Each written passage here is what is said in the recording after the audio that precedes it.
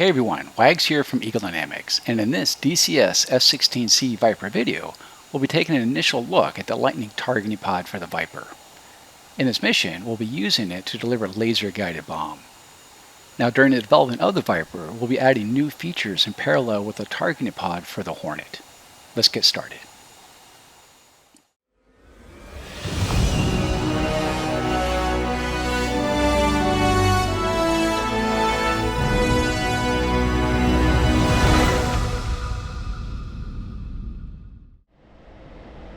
Alrighty, so let's take a look at using the Litening targeting pod to deliver a laser-guided bomb. First, we'll make sure that the right cheek station has power. That's where the pod is loaded. Right now we're in navigation master mode, and we're going to change that to air to ground. And here on the stores page, we see that we're in CCRP bombing mode, and we have two GBU laser-guided bombs loaded on the jet. On the left side, we're actually already in the targeting pod page, but let's say you don't have the targeting pod on either page, you want to bring it up. So you simply come down here to the OSBs on the bottom, select one already selected, and you have a list of the different pages you can bring up on the MPD, in this case TGP. So right now it's in standby mode, and to bring it out of standby mode, we'll press the standby OSB, and we see we have the air to ground option, AG, because we're in air to ground master mode. Select that, and now we have the pod coming to life. So in many cases, you're going to have the ability to have a cursor on multiple displays as well as HOTAS control. So you have to decide which of the displays is going to be your sensor of interest, called a SOI or SOI. So in the case of the Viper, for the two MPDs, you go down on the DMS switch or a DMS switch on the control stick. And when you do, and you select a SOI, you'll have a white box around the perimeter of that display. If you want to make HUD the SOI, then you go up on the DMS switch, and you have an asterisk above the tape. Just go back and make the targeting pod SOI, indicated by the box. Okay, zoom in a bit. So again, we see we're in air to ground master mode, and we have two fields of view, wide and narrow. When you're in wide field of view, you have the corner markers, and the area in between indicates the area that you would see in narrow field of view, which you can go to by toggling the expand button on the control stick. So now we go to narrow, and then we come back out to wide again. Below that we have the zoom level, number and Z for zoom, and we can change that with the clockwise and counterclockwise manual range button. So we can zoom in and we can zoom back out. Next to that we have override, basically puts in standby. Control will come a little bit later in the project. Then we have two different cameras on this pod, a daylight TV camera and a FLIR. And for the FLIR we have a white hot and a black hot. And we'll keep it in white hot for now.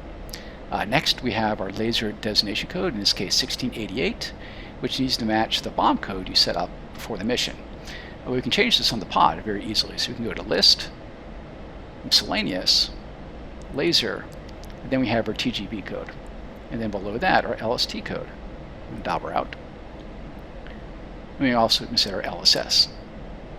Finally, let's go ahead and turn our laser to arm. And we do that, we have an L indicating that the laser is armed but not firing. Whereas firing, it will start to flash. Now at this point, let's switch the bombing mode from CCIP to CCRP.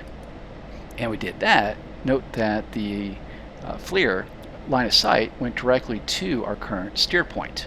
And you can also see that here on the HUD, where the box with the dot in it is not just our steer point location, but also where our targeting pod is looking.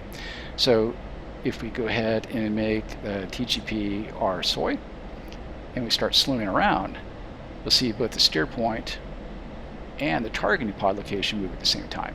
Much more handy that way. So let's go field of view change, and zoom in a bit. And now we can move the cursor over the target, and when we leave it in place, it'll go into area mode automatically. Then we go TMS up, we can go to a point track. And under the right conditions, it will then actually track that target even if it starts moving. So at this point, we're ready to start our attack run.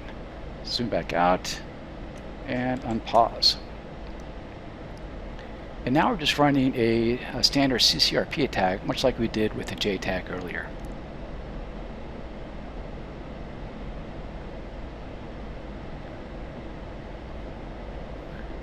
And we see we're about 40 seconds out from release.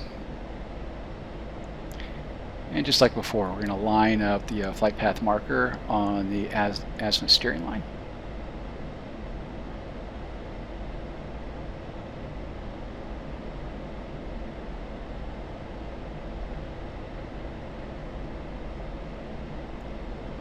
Uh, 15 seconds out. And shortly before release, I'll start to hold down the weapon release button. Coming down, holding down weapon release.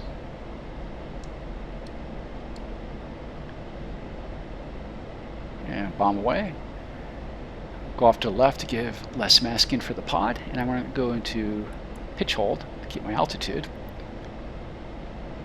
And now I'm going to press the first stage on the trigger to start firing the laser.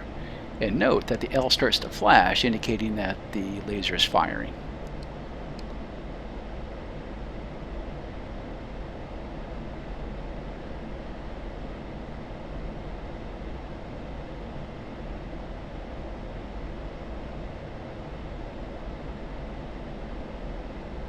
And splash.